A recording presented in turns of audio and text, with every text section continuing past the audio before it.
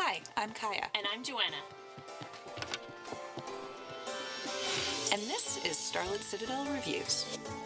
Warehouse 51 is an auction game with a supernatural twist from Bruno Faiduti, Sergio Halaman, Andre Zatz, and Funforge. In Warehouse 51, players are billionaire antique collectors bidding on the secret relics of a now bankrupt US government and trying to build the best collection. It's playable by 3 to 5 players in about 45 minutes.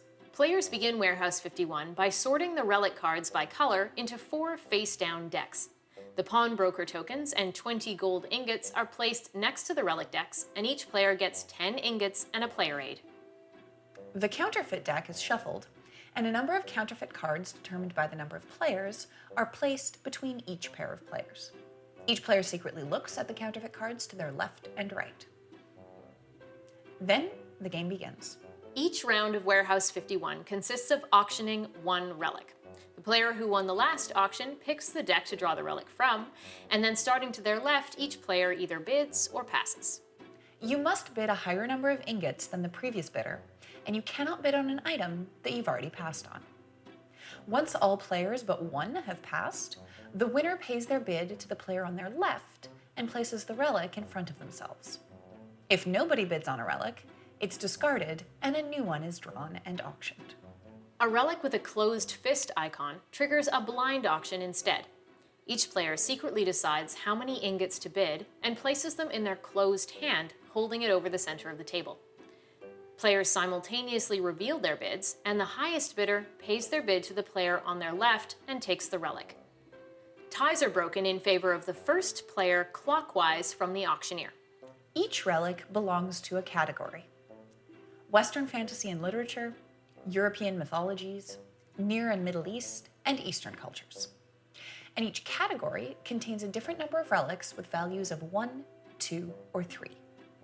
At the end of the game, the players with the highest and second highest total value of relics in each category get the number of points listed next to that category on the player aid.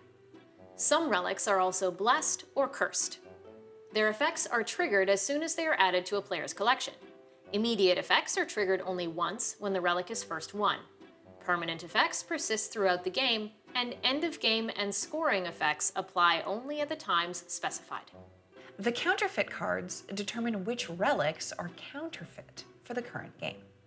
A counterfeit relic doesn't count as part of its category unless it's protected by a certificate of authenticity, which can be provided by certain other cards.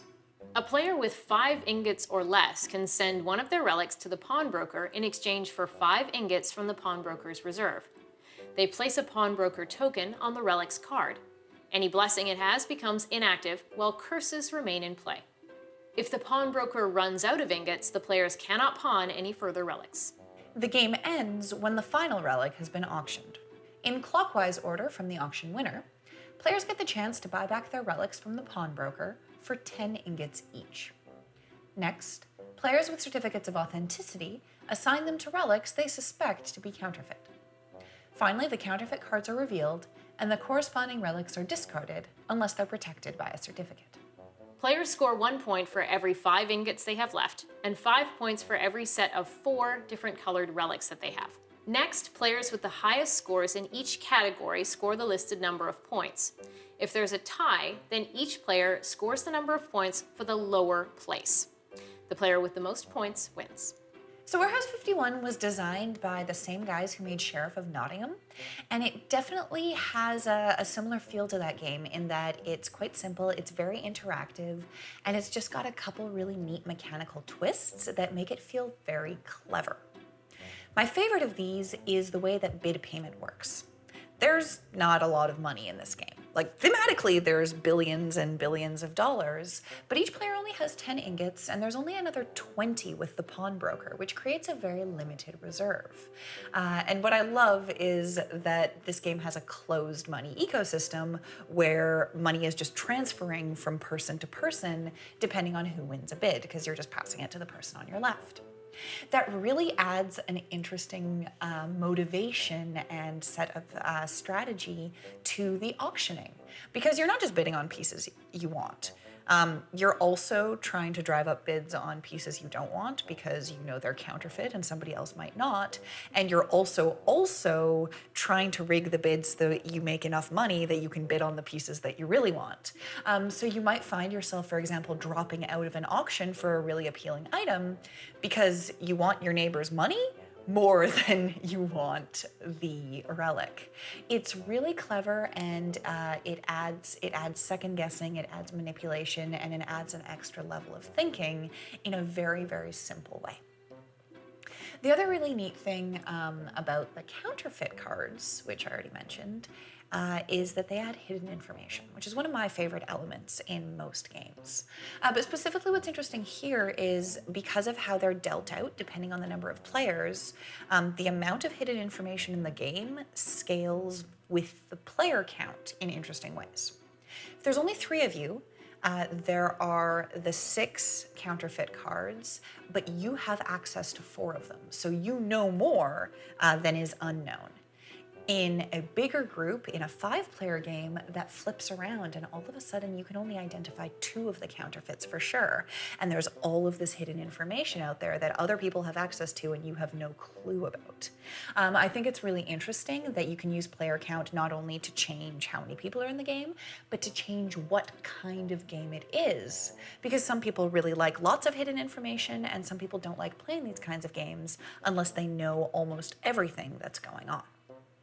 Now, there's always going to be hidden information, and the counterfeits and the need for money means there's always going to be a strong element of deception and manipulation to this game, much like there was in Sheriff.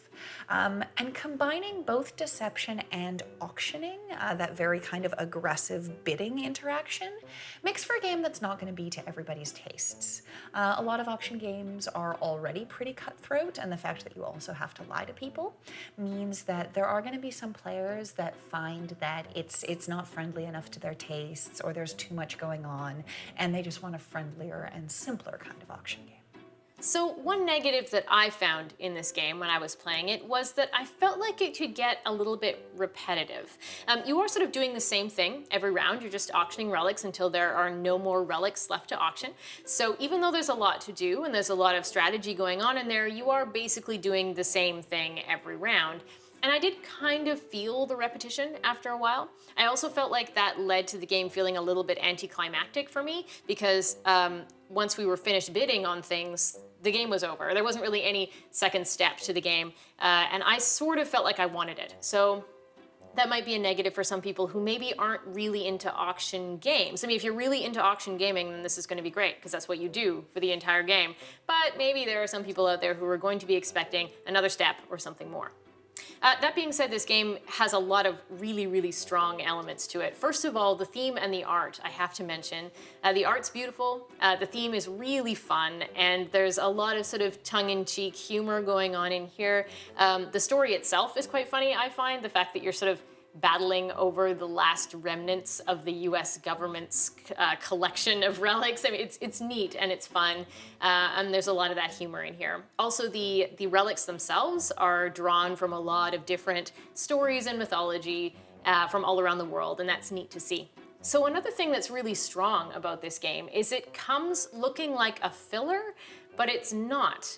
It's got a small box, it's got a low price tag, it's got a really light rules weight, it's easy to learn and easy to play, so it feels like it could be a filler game, but the amount of strategy in it and the depth in it and the amount that you have to think and deceive and sort of bid and play off the other characters means that it's got a lot more to it, I think. So I think that people are going to be really impressed and surprised with how much they get out of a seemingly small and simple game. Damn it, my Donald Trump toupee is counterfeit.